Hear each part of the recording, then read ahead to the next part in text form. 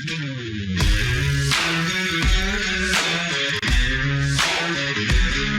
well-regulated militia being necessary to the security of a free state, the right of the people to keep and bear arms shall not be infringed. Welcome to another edition of Bearing Arms, Cam and Company. My name is Cam Edwards. Glad you're with me on the program today. We are once again going to be turning our attention to Massachusetts because this is ground zero, honestly, for the biggest attack on the right to keep and bear arms that we have seen in recent memory, at least at the state level. When the provisions of H 4885 take effect, and we don't really know when that will be, the effective date, maybe August 1st, maybe today, maybe tomorrow, maybe sometime in August, 90 days from the effective date. We don't really know. Because the state of Massachusetts has given no guidance whatsoever. But when this law starts getting enforced, it is going to be bad news for gun owners. And people are already reacting. I mean, there has been a massive run on firearms and ammunition across the state of Massachusetts because of the August 1st, maybe August 2nd deadline for things like training requirements, certifying firearms for sale in the state of Massachusetts. I mean, it is an absolute nightmare even before this law has officially taken effect. Now, the good news is that the lawsuits are coming, and they coming very quickly, according to Jim Wallace from the Gun Owners Action League. We'll get to Jim's interview here in just a second. Before we talk with Jim, though, let's talk about this for a second. Economists are warning us about massive tax hikes that could hit your IRA and 401k hard. With inflation rising and global uncertainty, it is no wonder that central banks and many Americans are turning to gold. If you haven't thought about gold yet, now's the time. Trust Priority Gold to help you diversify your savings with gold and silver. Text GOLDEN to 800-405-GOLD for a free gold info guide and see if you qualify for free shipping and storage. Experts agree physical gold is one of the best ways to fortify your savings. Act now to get your portfolio working for you while the market is golden. Text GOLDEN to 800-405-GOLD to learn more. That's GOLDEN to 800-405-GOLD. And so once again, from gold to goal, let's talk with the Gun Owners Action League's Executive Director, Jim Wallace, about the looming infringements on the right to keep and bear arms in terms of possessing a firearm, purchasing a firearm, carrying a firearm, selling a firearm, using a firearm in competition, using a firearm to hunt, even transporting firearms to the state of Massachusetts. All of these things are going to be subject to new regulations, new restrictions, and yes, new infringements on our Second Amendment rights. Take a look and a listen. Jim, thank you so much for coming on the program today. It's good to see you again. Well, welcome back to the Second Amendment battleground state, and there is blood on the Concord Bridge, I'll tell you. Man, this is nuts. We've been talking a lot this week on Cam and Company about what's going on in Massachusetts, actually over the past couple of weeks with you. We talked with Nolan Howard and several other firearms instructors. We had Charlie Cook from Riding Shotgun and Charlie on the program earlier this week. Because this is, Jim, as you and I have talked before, I mean, they had a year to put this bill together. We knew it was going to be bad, right? But there's two types of bad. There's the bad where, okay, we're going to restrict your rights. We're going to infringe on your rights. And that's our intent, right? And then there's the unforeseen consequences bad. And this bill has both, right? So you've got the intentional, we're going to screw with gun owners. But I mean, listening to Michael Day talk this week, bring it on, he said about this lawsuit. I don't know if he's actually taken a look at the bill that was passed and signed by Governor Maura Healey, but if he did, I don't think it'd be too confident because this is going to be an absolute disaster. In fact, it already is. So let me ask you, first of all, have you talked with any gun stores this week in Massachusetts? Gee, why would I do that? I don't know. Yeah. Hey, Cam, before we even get into the meat of this, I got to do a shout out to the Gold staff. The four staffers that I have, you cannot imagine the amount of work and sweat and tears night and day they've put into this for the last almost 16 months, especially in the last, 3 weeks. But it not only the work that they do, but the abuse they take from what I call the keyboard commandos, who just throw insults and everything else at them because they think they know better and they're doing it wrong and their interpretations are wrong, or you should be doing this. And we've all run into that. But so kudos to them for sticking to it and doing, not only doing their job, but standing up for the the freedom of everybody here in the Commonwealth, and probably with this one, even the country. So, Yeah, absolutely. yeah. But anyway, retailers. Yeah. We actually have posted, by the way, we launched a brand new website yesterday. Okay. So in the midst of dealing with this, you know what it takes to launch a brand new website of our size? Okay. Yeah. This is full of bourbon, actually. My God, it's not a lot of. But anyway, yeah, we actually now, if you go to the /gun ban page, there's a specific document now, or a page, about what retailers face, what may or may not affect them. And there's a lot. There's a lot there. And the problem is the state has no clue, the agencies, how to advise anybody yet, because they haven't even dug through this thing yet. Matter of fact, one of our staffers, Carrie Ann O'Clair, had to rush to try to get her 2 teenagers their FID cards. And the chief, who she knows, says, "Yeah, come on down. I'll get him in the system right now." And she goes, "Jim, I walk in, and the goal summary is printed out and is sitting on their table outside so people can grab them." So that tells you a lot right there. But Yeah. and the fact that people should know, listen, those summaries are revised probably on an hourly basis, because it's not just us in the goal office in isolation. There's a lot of people that we confer with. And how you reading this? What about this? Did you check this section versus this section? And, so there's just so much there. So the retailers are in trouble. And, yep. Yeah, because okay, so let's go back to the summary that you talked about. That's updated here. I'm looking at the gun ban page right now. Under rosters, this is specifically for the retailers. You say it appears that all types of firearms are now subject to the same testing requirements that previously applied only to handguns sold by retailers. So we've heard this as well, right? Massachusetts, before the passage of 4885, defined firearms as basically handguns, right? Now it's handguns, rifles, and shotguns, but it's any gun. Even machine guns. Okay. It doesn't matter what kind of gun. Even stun guns. Okay. Yeah.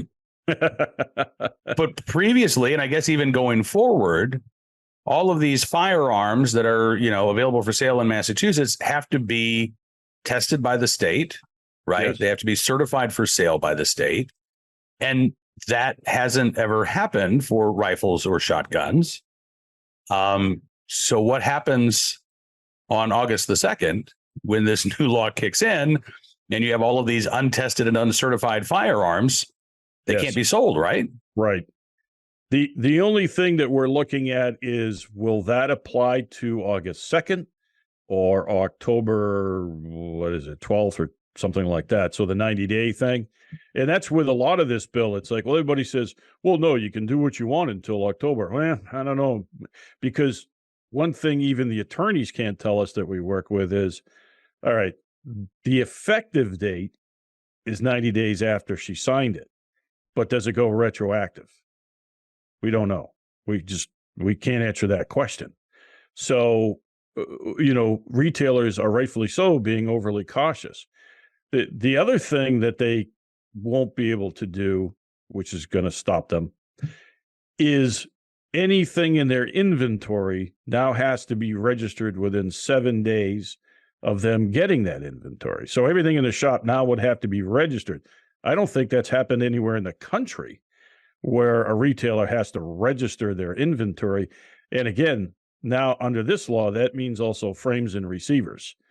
And that means unfinished frames and receivers. And there's really no definition as to what that is. So literally an unfinished AR receiver can be considered an unfinished M16 receiver. So there's a lot there for them to deal with.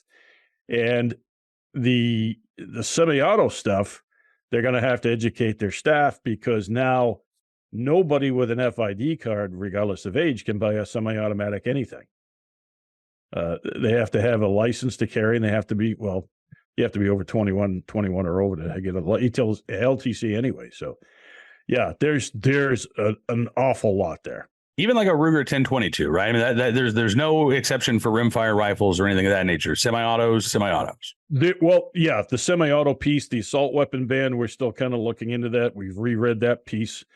Some people think the assault weapon thing is only centerfire, some don't. So we're always going back on that. But the semi-auto thing, it doesn't matter if it's a semi-auto anything. Matter of fact, even in that role, it bans non-resident hunters from possessing a semi-automatic anything. So it's just insane. Everything would have to go through safety testing now. Everything has to be registered. They have to be very careful about unfinished products that they're selling because, see, the other thing, Cam, is what we really haven't got into with the members yet is the passage of the bill is only step one for the government. There's going to be massive regulations put in place. Yeah. To supposedly make this work. That's what they do. So who knows how long that's going to take? The other thing is, then how does the Attorney General interpret all of this? Because remember in 2016, Maura Healey reinterpreted a single word and made hundreds of thousands of people felons in waiting. Mm-hmm. So, and that's what we're calling ourselves now, felons in waiting, because you can't comply with this if you want to. Yeah. Yeah. The systems aren't even in existence. And going back to the retailer thing with registration, the registration system doesn't exist. Right. So, hello. Well, the new training curriculum doesn't exist. No. And when does that kick in? Does that new training kick in, or the new training requirements kick in tomorrow? Do they kick in October? Does anybody know? Well, it's any licensed issued on or before today, August 1st. You're grandfathered. As long as you have a license. Okay. You're grandfathered. But if somebody next week, the new unwritten, unapproved curriculum applies, they can't even take your application without that certificate. So, which again doesn't exist, right? Right. Yeah. This is going to be the state issuing those certificates now. Right. So, I give you a heads up. You hit it here first on Cam and Company. So we are being told by our attorneys that the first piece of our federal court action against this bill may be filed as soon as today, and it is about training and licensing because of the massive delays that may take place. There are certain things in the law that we have to comply with at certain dates, but that doesn't exist for the state part, the state agencies. There is no timeline for them to get this up and running because they have to develop a curriculum that does not exist. Mm-hmm. And they can't use NRA, USCCA, other courses. So they're going to have to come up with their own open curriculum that includes all of the things, and people can see what those are on the website. And then once they get the curriculum and get it approved by who knows who, the governor's office or wherever, then they're going to have to find trainers who are going to be willing to become certified in training this. And then they're going to have to start training them on how to teach this, everything else that's involved. Then the other thing, Cam, is nobody knows right now, because we don't know what this massive curriculum is going to be. How much is a course going to cost? Right. So it's kind of interesting that nobody had this approach, but this is what happens when you do things in the dark of night. And the chairman involved has no clue what's in his own bill. Yeah. And again, just a reminder for folks in Massachusetts, you have to have a license to possess a handgun in your home, correct? You have to have a license if your fart smells like gunpowder. Okay, fair enough. And very colorful. Thank you. Yeah, literally an empty shell casing. So, again, folks who already have their LTC may be grandfathered in, but individuals, let's say, next week, a woman, somebody's breaking into her neighbor's house. She decides, I want to be able to protect myself. I want to get a gun. Yeah. It sounds like it's going to be impossible, for her to get a handgun. Uh, B, it sounds like it may be impossible for her to get a long gun. If, depending on, and again, the state hasn't given any guidance. So as you say, some retailers may say, well, I'm going to go ahead and act like, October's the date that everything changes. Other retailers may say, you know what, I don't want to run that risk. No. But if they don't run that risk, how the hell do they stay in business? They can't sell any firearms. I mean, this is absolutely absurd. Well, the other thing with the retailers, Cam, too, and it's in the document that's online. The other thing that's going to croak them is common carriers like FedEx, UPS will now have to meet the safe storage and transportation laws. They're not going to do that. They're not going to put safes in their trucks. So how are you going to get your inventory? You're going to have to drive to whatever wholesaler, and hopefully that's legal to bring back through the state. It's just overwhelming. They have no idea what they've done. They really don't. And that, as I talk to people, even the media here, I had camera crews in here yesterday, and I'm trying to express to them, folks, this is the worst attack on civil rights in modern U.S. history. And, their eyes glaze over. Oh, yeah, you gun guys are always. No, you have no idea what's coming your way as a citizen, period. Well, and part of that, I think, is because, I got to say, Jim, I mean, listen, I'm in Virginia. I'm just looking at, these stories online, but my God, about 80 to 90% of the stories that I've seen from, the legacy media in Massachusetts has been more Healy Bands ghost guns, more Healy Bands 3D printed guns. Like, they're focusing on one small aspect of this bill. Yeah. And they're not talking about the much bigger and broader problems here. And there's virtually nothing in there about crime. Almost nothing. Of course not. Nothing. And Maureen Healy actually said oh God, I wish I had been there. I didn't know they were going to do it, because I would have loved to have been there when she signed that thing and looked her in the eye. But she actually said to the media afterwards, we took very great steps to protect gun owners' rights in this bill. Okay. So now I have to drop test a single shot bolt action Cricket 22, but you're looking out for me? All right.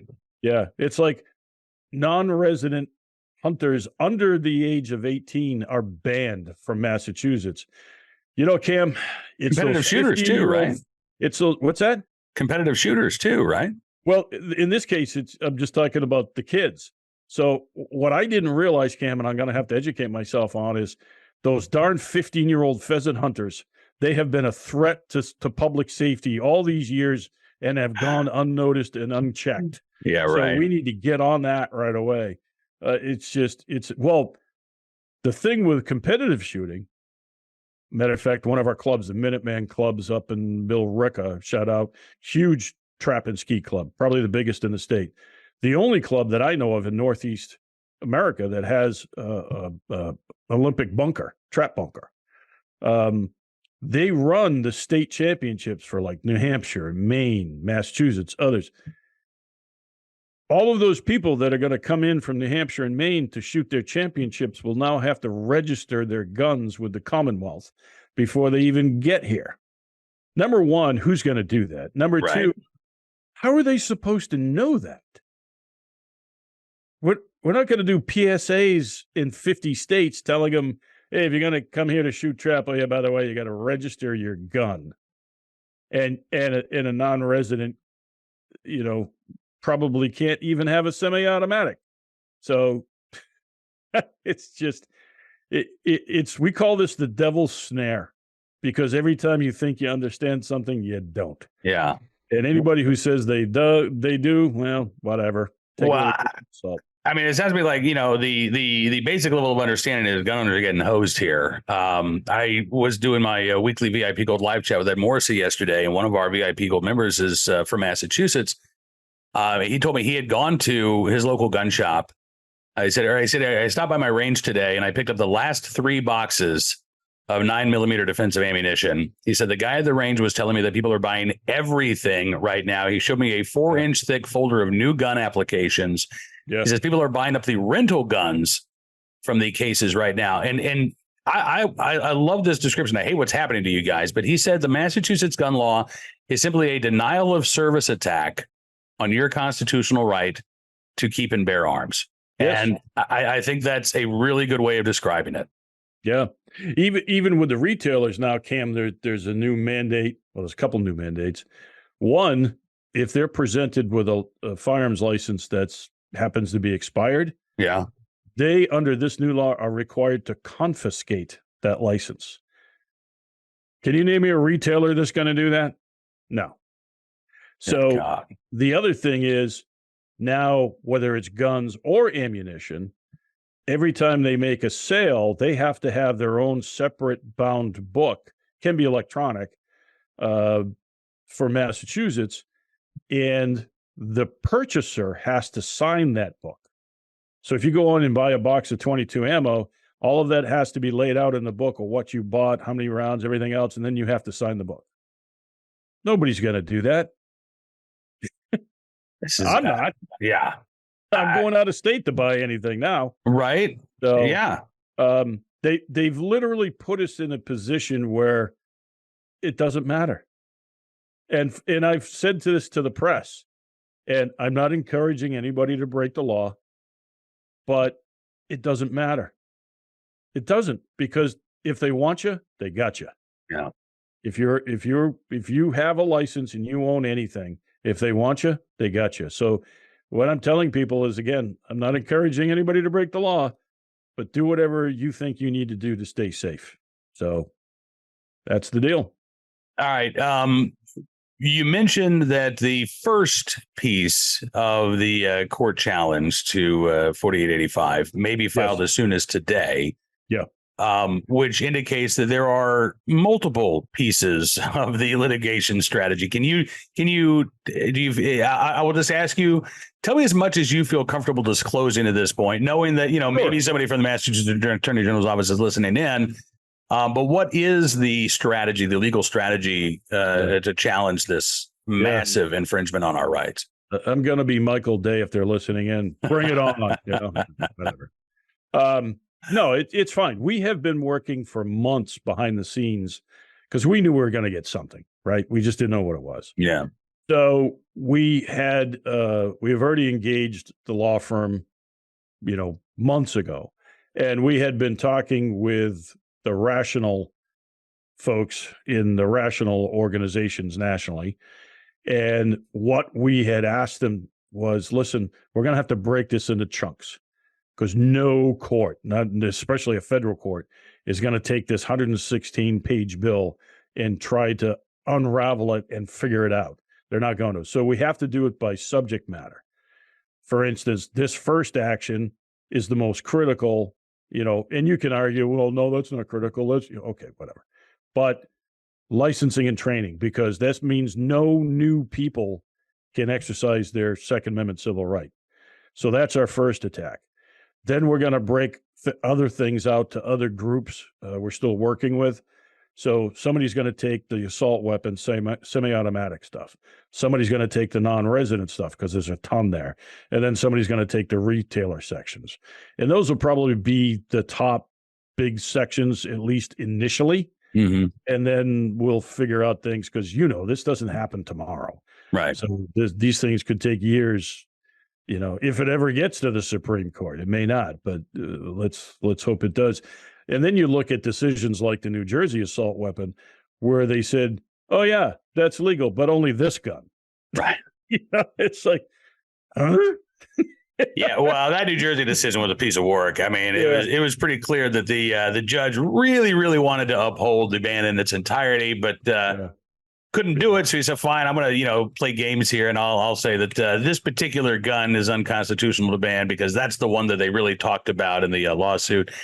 Yeah. I mean, and again, I hate to say it, but we may see, depending on, what judges get assigned to these cases, we may see those same types of games being played. But I am always an eternal optimist. And I believe that these, particularly, again, when you talk about the licensing and training requirements that are coming into play without them being developed, that's a pretty clear infringement on the Second Amendment. And I would hope that a judge would grant an injunction against enforcement of those provisions, again, at least while this curriculum is being developed, at least while the state is getting its ducks in a row here, because otherwise, as you say, These, there will be no new legal gun owners in the state of Massachusetts. There can't be. And the state has made sure of that.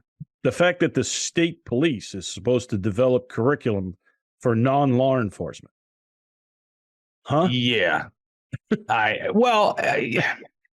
mean, again, there are so many problematic aspects of this, and we haven't even talked about the funding for all of this. The goal summary talks about all these unfunded mandates. So has any money been budgeted to the state police to develop this curriculum? No money has been budgeted to anybody for any of this. So no money's been okay. Wait. Hang on a second. So going back to the firearms and all of these new, well, not new, but all of these long guns that now have to be, tested and certified. Yeah. There's no funding mechanism to test and certify those guns for sale. No. The manufacturers have to pay for all of that. And the laboratories that certify them are private laboratories. But the bigger picture is there's all of the systems like the registration system, the serialization system, the new licensing compliance system, the rosters, $0. Nothing was in this bill to fund anything. And if you talk to the state agency folks behind the scenes, they're just like shrugging their shoulders. Okay, with what?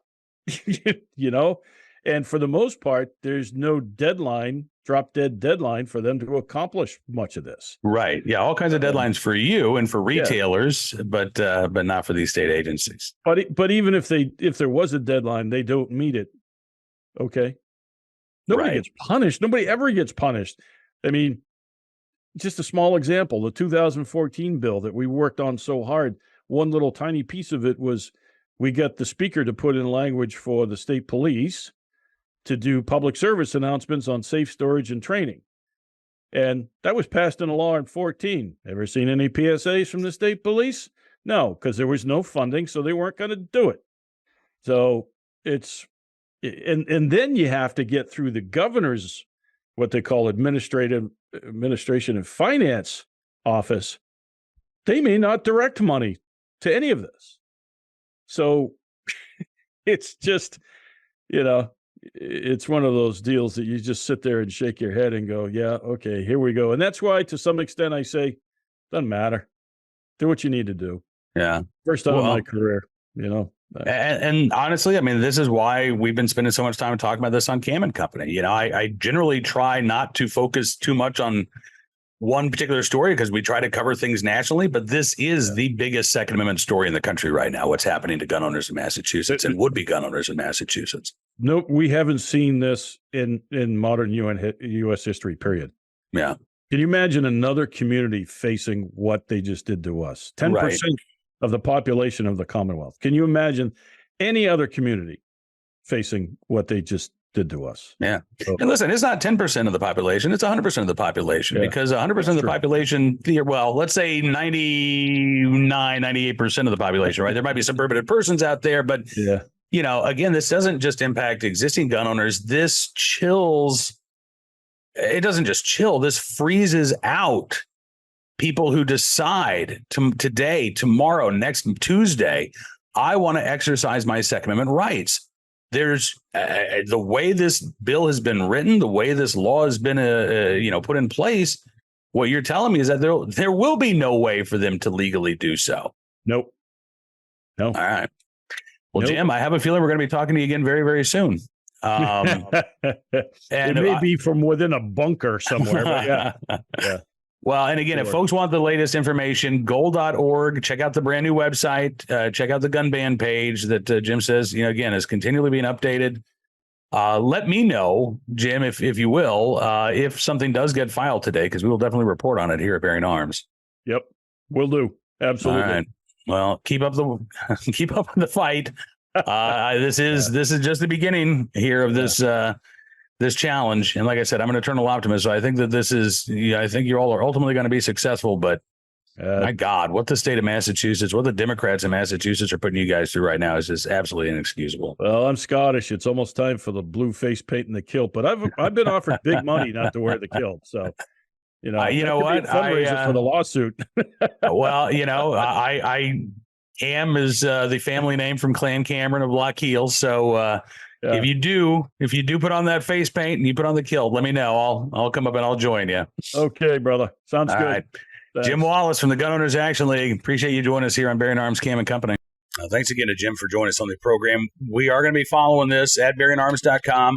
When the first round of litigation is filed, we will cover it for you. But we'll probably also be talking with Jim next week because, again, we just don't know how this is going to shake out, right? There may be some gun stores that say, well, I'm just going to keep operating as I've always been. There may be some stores that say, I'd like to, but the legal jeopardy is too much. There may be some licensing authorities that say, well, until this new curriculum has been devised and implemented, we're going to keep accepting these applications. There may be other issuing licensing authorities, other police chiefs that say, full stop on all applications going forward.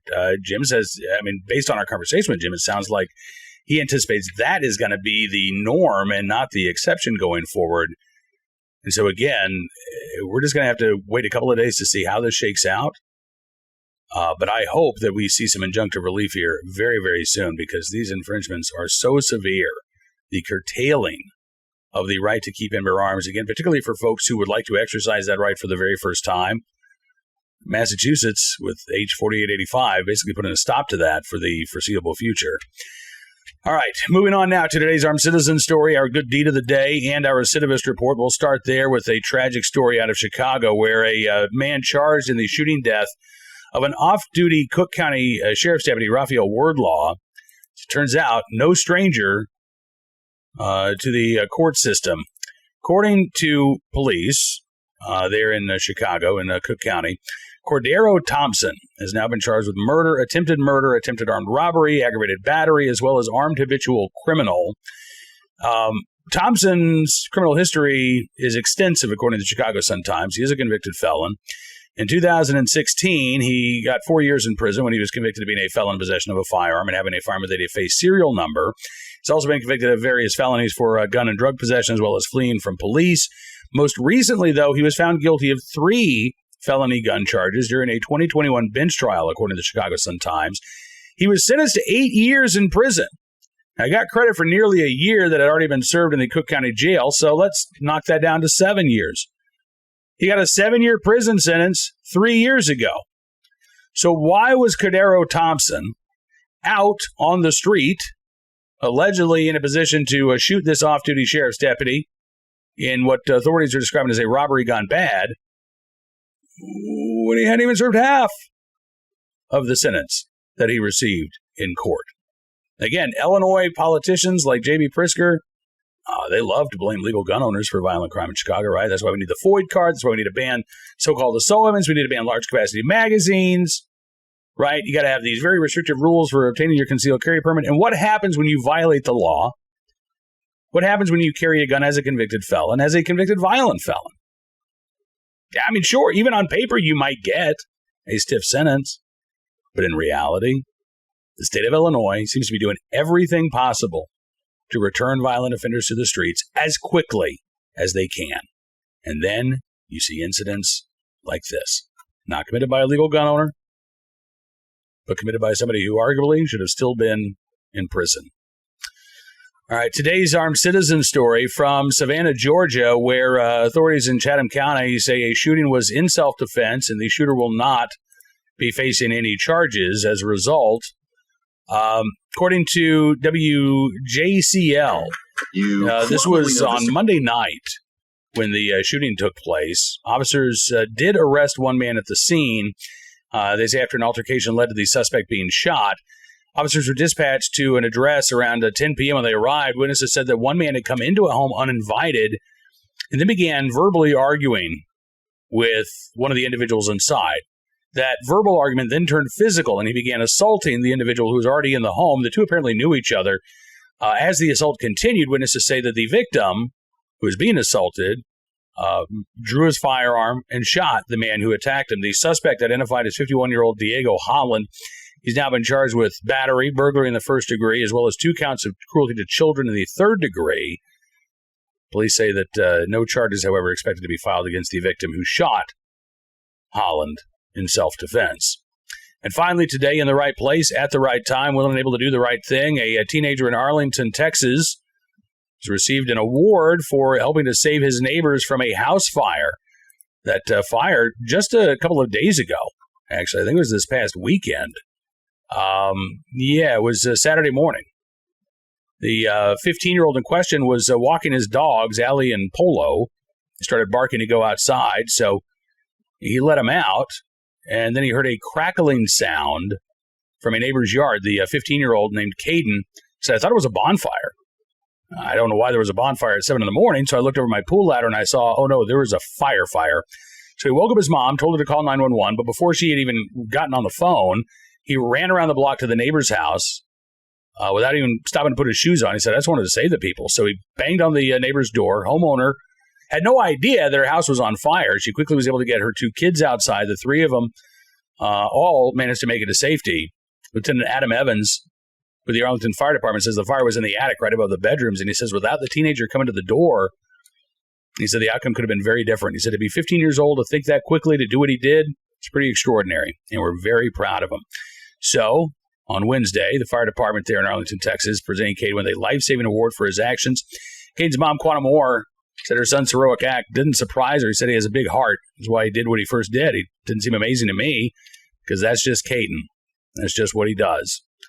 Well, Caden, in the right place, at the right time, willing to do the right thing and saving some lives in the process. It may be just a part of your character, but we still thank you for your very, very good deed. All right, that is going to do it for this edition of Bearing Arms Cam & Company. I want to thank you for being a part of the program as always. Now, I will be off next Monday, so the next Cam & Company will be next Tuesday, but we've got you covered at bearingarms.com with all of the latest Second Amendment news and information, so be sure to check out the website. There is a lot going on, both in terms of litigation, regulation, and then, of course, all of the election news. Kamala Harris trying to reinvent herself as a moderate gun control supporter. I just want to ban the sale of so-called weapons going forward, but I don't think people should have to voluntarily sell them to the government, as I believe 4 years ago. Yeah. The ever-evolving and twisting positions of Kamala Harris. We're covering those at Bearing Arms as well. Hope that you have a wonderful weekend. Thanks again for being a part of the program today. Look forward to seeing you again next Tuesday. Until then, be well, be safe, stay cool. It is gross here in Central Virginia. And most importantly, be free.